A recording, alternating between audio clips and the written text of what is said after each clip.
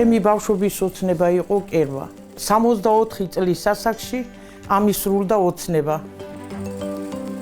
ბავშვობიდან მაქვს გამოცდილება, დედა კერავი მყავდა, იმას უყურებდი და მეც კარგი გამოცდილება მივიღე დედისგან. უკერავდი ყველაფერს, ოჯახში, შვილებს უკერავდი, მეზობლებს უკერავდი. სოფელში რამე რო ჰქონდა ჩესაკერი მიდიოდნენ ქალაქში. რაც ჩემი სამკერვალო გავხსენი, იმის შემდეგ აღარ უხდებათ ქალაქში წასვლა და მოდიან ჩემ სამკერვალოში. კერავს საოჯახო თეთრეულს, ზეწრებს, ბალიშის პირებს, კომპლექტებს, ფარდებს.